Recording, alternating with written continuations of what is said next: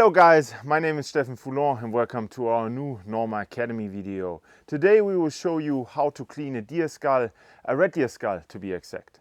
The preparation for this is fairly simple. All you need is a sharp knife and a big boiling pot of water that fits the deer skull. There are two different skinning methods that I'm aware of. First one is doing the Y cut.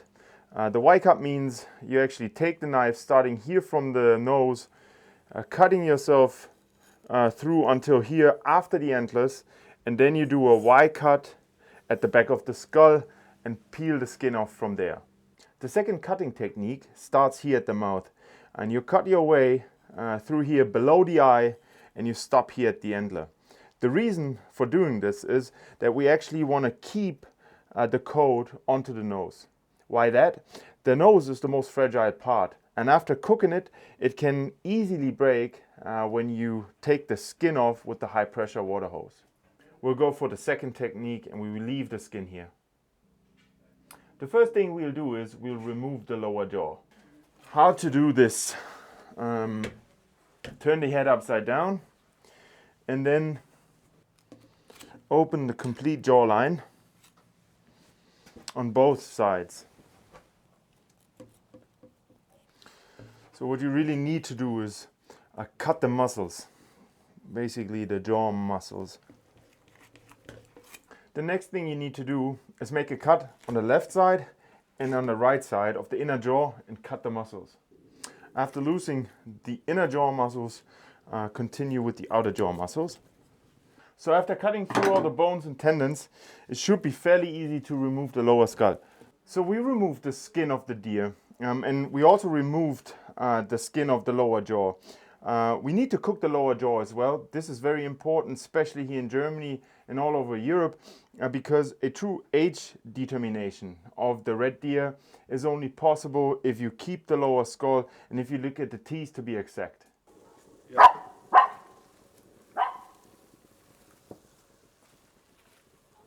So what we will do now, we covered the beginning of the antlers because we want to protect the color.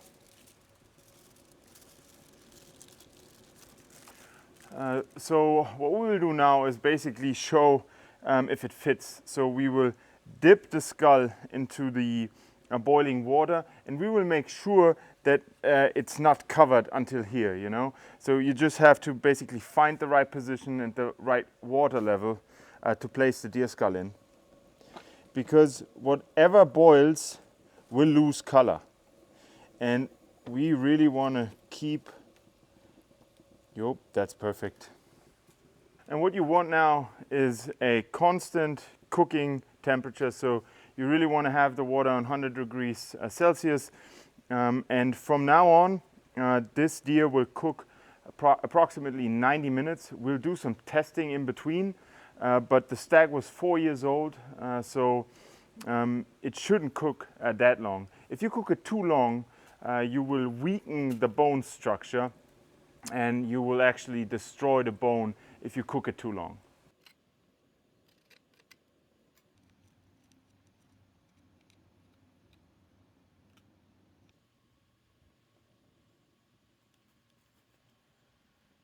Okay, so the stag is cooking for a little over 1.5 hours. Bottom rule, the older they get, the longer they have to cook. We have an older stag, approximately 10 years old, in the fridge, and he probably needs to cook 4 hours or a little longer because he's 10 plus years old. Okay, what we will do now, we will basically do a test cut and see if the remaining skin falls off the bone.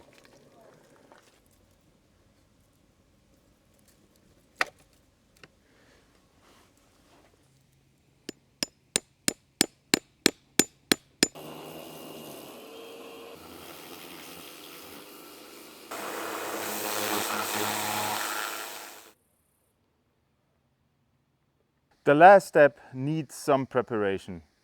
I'll show you the things you need to do to finish off your mount. To remove the last pieces of tissue or gum off the skull, we need water peroxide. It'll remove like those last pieces, and it also will whiten the skull. So you need these things. I highly recommend getting some gloves. The water peroxide is very aggressive to your skin. If something touches your skin, make sure to wipe it off with water, with fresh water, running water, right away. We also need some paper towel. I got myself an old paintbrush, and we will place the towels onto the skull and use the paintbrush to get the water peroxide on the tissue. Be aware that the water peroxide is very aggressive, so make sure you've put the skull onto a safe place. Okay, so we covered the deer skull with paper towels to keep all the hydrogen peroxide on the skull. We'll let this sit for approximately 45 minutes and check if the skull is white enough. Okay, so we've let this sit for a little over an hour, and let's see where we are right now. If I had to make a guess, then we'll need more hydrogen peroxide and we need a little bit more time, but we definitely want to show you a result now. So the upper skull part needs a little bit more time. We'll let this sit for the night and check it tomorrow morning. So here we are. We have a clean and white skull. It didn't last the whole night. I checked after 2 hours when the light was gone what the hydrogen peroxide did, and it cleaned the skull pretty good.